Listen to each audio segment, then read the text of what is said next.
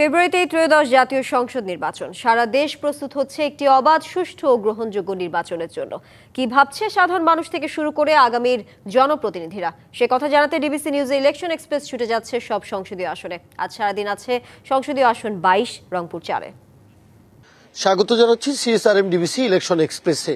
পীরগাছা, কাউনিয়া উপজেলা এবং হানাগাছ পৌরসভা নিয়ে গঠিত রংপুর 4 আসনে সকাল থেকেই আমরা শুনছি বিভিন্ন রাজনৈতিক দলের ত্রয়োদশ নির্বাচন নিয়ে প্রস্তুতির কথা। এই মুহূর্তে আমাদের সাথে যুক্ত হয়েছেন রংপুর মহানগর জামায়াতের আমির ও রংপুর 4 আসনে জামায়াত মনোনীত প্রার্থী এটিএম আজম খান। কথা বলবো তার সাথে। স্বাগত আপনাকে। আমরা জানি ত্রয়োদশ জাতীয় সংসদ নির্বাচন একেবারে ঘনিয়ে এসেছে। দীর্ঘ 1 বছর ধরে আপনারা মুক্ত পরিবেশে জামায়াতে ইসলাম তাদের সাংগঠনিক কার্যক্রম চালাচ্ছে, একই সাথে আপনি নির্বাচন কেন্দ্রে গণসংযোগ করছেন। মানুষের সাড়া আসলে কেমন পাচ্ছেন, মানুষ কিভাবে গ্রহণ করছে? ধন্যবাদ আপনাকে। 5ই আগস্টের পর দ্বিধাহীন চিত্তে আমরা জনগণের মাঝে যেতে পারছি। জনগণের প্রত্যেক স্তরে সকলের চিন্তা ও চেতনার পরিবর্তন এসেছে এবং আগামী দেশ হবে মানবিক বাংলাদেশ, চাঁদামুক্ত বাংলাদেশ।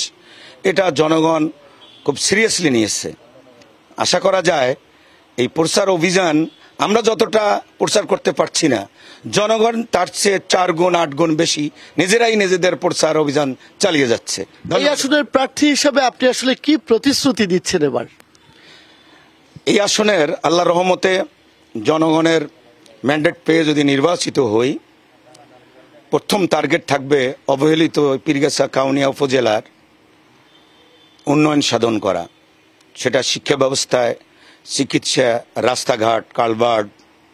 এরপরে যে চিন্তাটা বেকারত্ব দূরীকরণের জন্য আমার চেষ্টা অব্যাহত থাকবে। তিস্তা মহাপরিকল্পনা বাস্তবায়নের ক্ষেত্রে আন্তর্জাতিক সহযোগিতা নিয়ে পার্লামেন্ট সদস্য হিসাবে মূল দায়িত্ব হচ্ছে এলাকায় যে কোনো ডেভেলপমেন্ট সাধন করা। অর্থাৎ খুবই জনগুরুত্বপূর্ণ প্রতিশ্রুতি। আমরা জানি এই আসনে ভোটার সংখ্যা 5 লাখেরও বেশি।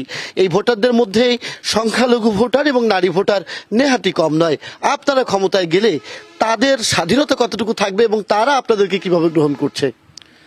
আপনি নিশ্চয়ই জানেন, আসলে এই আকাশের নিচে অর্থাৎ বাংলাদেশে যারা জন্মগ্রহণ করে, আমির জামাত বলছেন তারা বাংলাদেশের নাগরিক। তারা আসলে অন্য কিছু না। বাংলাদেশের নাগরিক হওয়ার কারণে আমার নির্বাচিত এলাকার জনগণ এবং দল থাকবে না তো, হিন্দু, মুসলিম, বৌদ্ধ, খ্রিস্টান সকলে সমানভাবে তাদের অধিকার তারা খুঁজে পাবে। খুবই স্পষ্ট, মানে সম্প্রীতির একটা জায়গা তৈরি হবে। একটু জানতে চাই, বিভিন্ন এলাকায় আমরা বিপ্লব পরবর্তী সময় দেখছি হর হামেশাই মবের ঘটনা ঘটছে এবং অনেকের ধারণা এই মবের সাথে ইসলাম ধর্মভিত্তিক যে রাজনৈতিক দলগুলো তারাই জড়িত। মানুষের এই ধারণা কিভাবে ভাঙবেন? আসলে আমাদের প্রচেষ্টা হচ্ছে জনগণের মধ্যে সকল স্তর মানুষের মধ্যে সৎ, নৈতিকতা, ভারসাম্যপূর্ণ রাজনৈতিক দেউলিয়াপনা থেকে জাতিকে উদ্ধার করা। জামাত অনেকাংশে এটা পেরেছে, এটা সব জায়গায় এটার প্রভাব পড়েছে।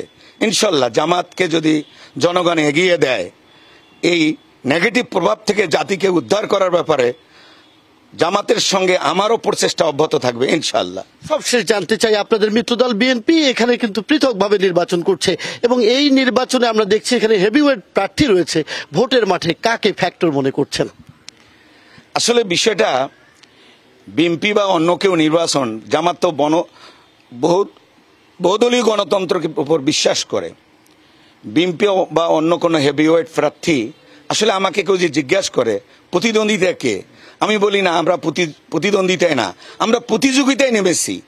জনগণ প্রতিযোগিতায় এগিয়ে দেবে, এটা আমার প্রত্যাশা। আপনি দোয়া করবেন। এই গণতন্ত্র দিয়ে খেলাফত আর গণতন্ত্র কি একই জিনিস? খুব ছোট করে এক শব্দ।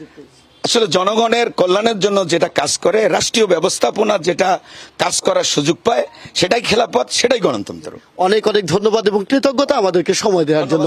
সিএসআরএম ডিবিসি ইলেকশন এক্সপ্রেস এরপর রাত 9টায় যুক্ত হবে কাউনিয়া উপজেলা বিএনপির সাথে। তুলে ধরবে বিএনপির নির্বাচন কেন্দ্রিক প্রস্তুতির কথা, প্রতিশ্রুতির কথা তুলে আনবে আগামী নির্বাচন কেন্দ্রিক ভোটারদের ভাবনাও। থাকুন সিএসআরএম ডিবিসি ইলেকশন এক্সপ্রেসের সাথে।